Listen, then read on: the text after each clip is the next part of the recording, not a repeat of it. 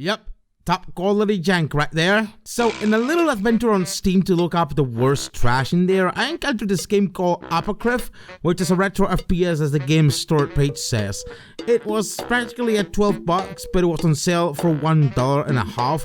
I mean, I do love retro FPS games. I played Dusk, I played a Medieval, some of that Quake. I mean, what could possibly go wrong? Everything. You wouldn't believe this was the quickest refund I've done in ages, in under 30 minutes. I'll tell you why in a second. So the game plays at a resolution of 1080p, no windowed mode, at all full screen, and that's the max resolution, presumably. Let me tell you, the max graphic settings look like someone smeared their sweat on a camera lens, so I had to set that to medium also to avoid the blatant FPS drops. Intel graphics, anyone?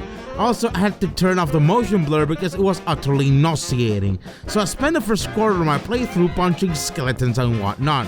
The character I'm playing with looks like if Arthas from Warcraft 3 got himself into some really bad DeviantArt artwork.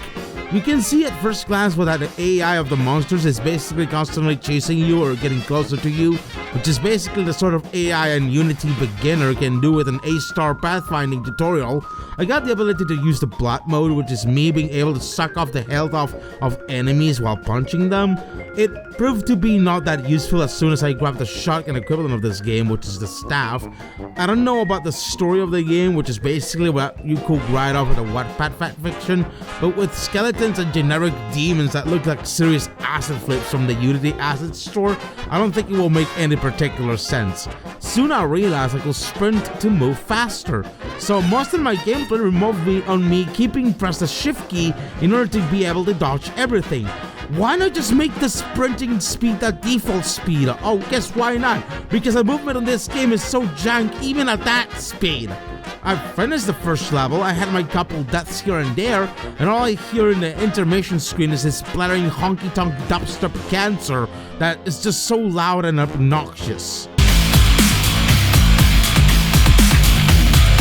The second level and the final level I just played before I end up fed up with the game is basically Don't Follow Lamau, the game. You fall into the lava and you're stuck there dead for good. Notice the usual trick of putting enemies behind walls ambushing you all the time? Every single corner of these walls is a monster ambushing you. Amateur. I get eventually the chain gun equivalent of the game and the rocket launcher one, and each one is more overpowered than the previous one it seems.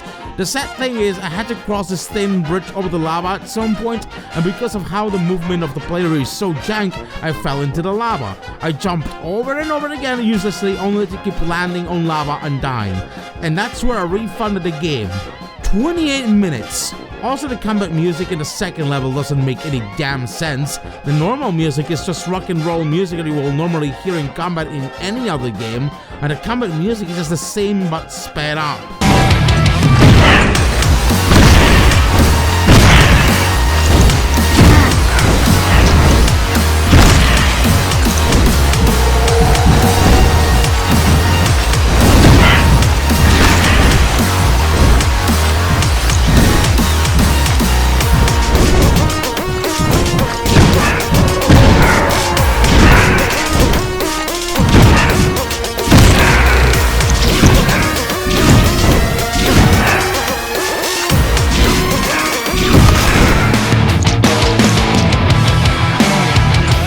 And the way he cuts away, it's not normal.